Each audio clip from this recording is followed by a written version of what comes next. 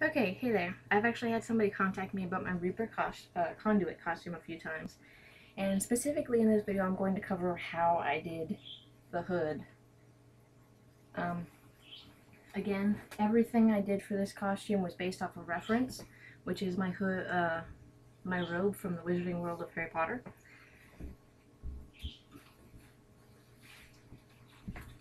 Which is this piece right here, this really big thing.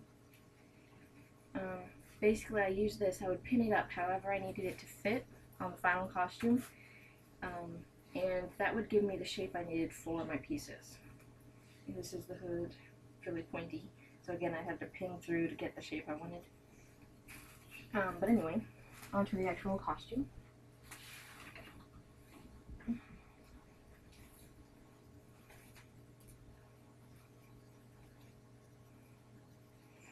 For the hood, for the shape of the hood, first and foremost you want to realize that this whole edge here is straight. The whole front edge is a long line. Everything back here is what comes off of that line that you would cut out of your fabric. So say I have my fabric here.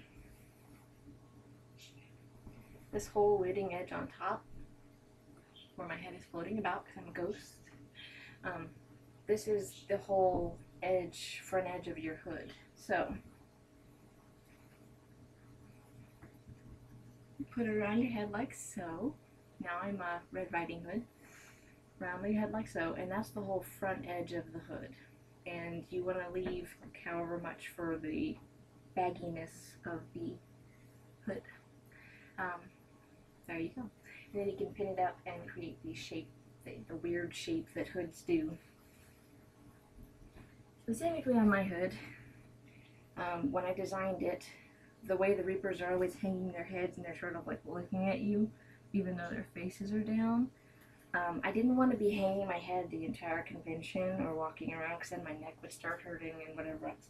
So I designed the costume so that my head could be upright and the character could still be looking down. The way I did that was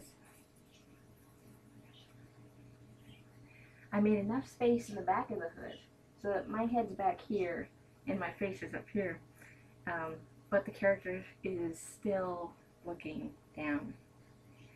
So basically I just made the back of the hood sort of long, and that made it work. If I did it up here, that's all fine and dandy, but then I would have to be like this the whole convention and looking down, and it would really bother my neck. So, I always have the hood back like this, and I look through here. The way, because this is the hardest part right here, I actually put the hood on that I had made, and I started pinning it. I knew this general shape I wanted the face to be in, so I took my black fabric, I slapped it on, and then I started pinning it to where I needed it to be, just like you're making like the hood or whatever other shape for the costume. And I had to do that 3 or 4 times just to get this piece correct. And then of course you mark it, you cut it out, and then you try and pin it back in or glue it back in. This piece right here is due to the character always having his head down. When you're actually wearing the costume,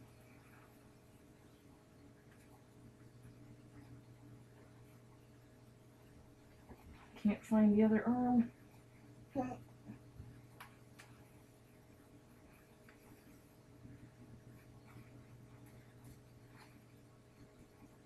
Anyway, when you're actually wearing the costume, the hood is looking down, right? So whenever you look down, you have all this bunched up fabric. The little bib sort of helps in that because there's all this bunched up fabric, there's a space where you can basically see through. The little bib helps by covering that up, and it's not connected to the fabric like the face is, because if you had done that, it would make this awful bunched up ribbed thing where it's all connected to bunched up fabric up here and your neck would look really weird. So that was my justifying what I did here with the little bib and the head and everything else.